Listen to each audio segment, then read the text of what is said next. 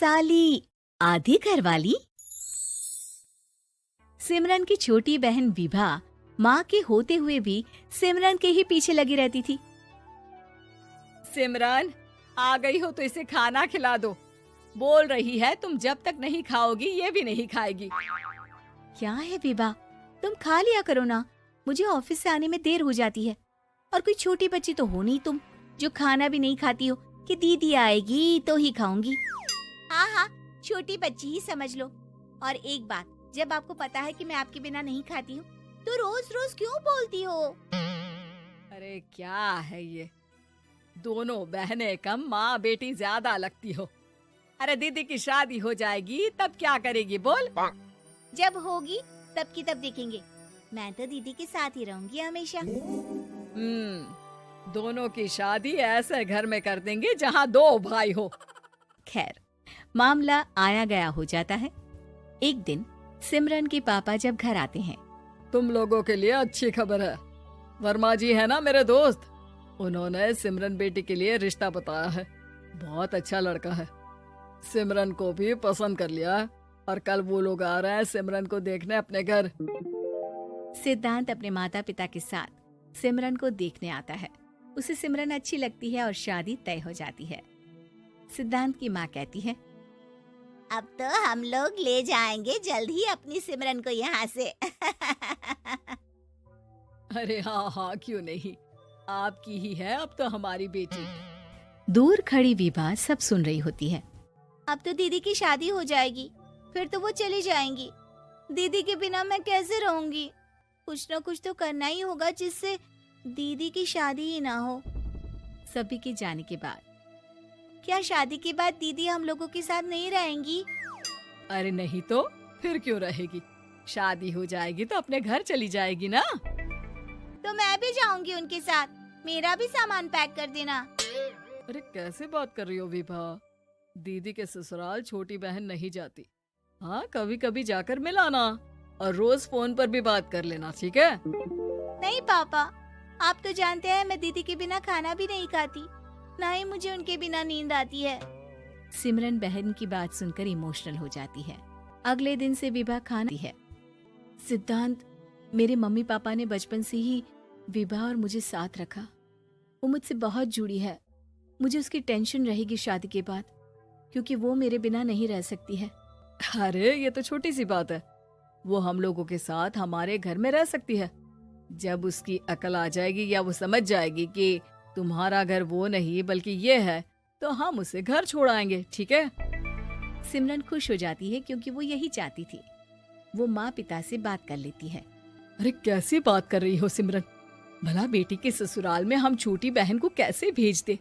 जमाना क्या कहेगा? अरे तो पागल हो गया है, मना कर दे। इस शादी में इन लोगों का तो ये चलता ही रहेगा। कभी बहन यहाँ आ रही है, कभी वो बहन के पास जा रही है। अरे शादी हो रही है, कोई मजाक थोड़ी ना हो रहा है ना बाबा ना। माँ कैसी बात कर रही हो? सिमरन से मैं जुड़ाव महसूस कर रहा हूँ और इतनी सी बात के लिए इतनी अच्छी लड़की को कैसे छोड़ सकता हूँ? सिद्धांत की भी जिद होती है कि वो सिर्फ सिमरन से ही शादी करेगा, और होता भी वैसा ही है। सिद्धांत और सिमरन की शादी हो जाती है और दहेज में आ जाती है विभा। शादी के बाद बुआ सास कहती है, अरे माँ ना, साली आधी घर वाली होती है, लेकिन ये क्या, तुम तो उसे घर ही ले आए। तभी चाची कहती है, सिद्धांत को तो हम लोगों ने सीधा समझा था, लेकिन सबसे तेज तो यही निकला। अरे देखो कैसे दहेज तो नहीं लिया, लेकिन साली पर कब्जा कर लिया। सिद्धांत ने इस और तो सोचा ही नहीं था, लोग उन लोगों के बारे में ऐसी भी बात करेंगे। वो वहाँ से चला जाता है और चुपचाप अपने कमरे में लेट जाता है। क्या हुआ सिद्धांत, तुम अचानक से परेशान हो गए, कोई बात है क्या? अरे नहीं नहीं, वो थक गया था ना, शादी की सारी तैयारी और रस्मों के बीच, सोच रहा हूँ थोड़ा आराम कर लूँ। हाँ ठीक है, आप लेट जाइए, मैं विभा का बेड लगा देती हूँ जमीन पर। क्या वो यहाँ सोएगी? हाँ, बताया तो था कि उसे नींद नहीं आती मेरे बिना, तो तुम आराम से लेटो ऊपर, हम लोग नीचे बिछा लेते हैं।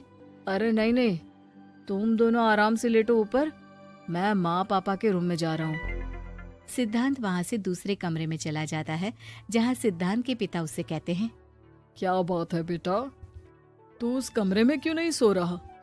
बहू से लड़ाई हो गई है क्या शादी के पहले दिन ही? अब नहीं पापा, वो दोनों बहनों को बात करनी थी और मुझे नींद आ रही है तो मैं यहाँ सोने चला आया। अगले दिन सिद्धांत तैयार होकर ऑफिस जाता है। ऑफिस में लंच के वक्त दोस्त कहता है, क्या बात है सिद्धांत, इतना सारा खाना एक ही दिन में? हाँ यार, वो सिमरन को खाना बनाने का शौक है तो उसी ने बनाया है। यार हम लोगों की तो सिर्फ एक ही बीवी है, इसकी तो दो है ना। सिद्धांत को गुस्सा आ जाता है। कैसी बात कर रहा है तू? अरे तू तो भाग्यशाली है जो बीवी के साथ साथ साली भी आ गई। अरे साली लोगों की तो आधी घरवाली होती है, तुझे तो पूरी की पूरी मिल गई। सिद्धांत का पारा अब 7वें आसमान में पहुंच जाता है।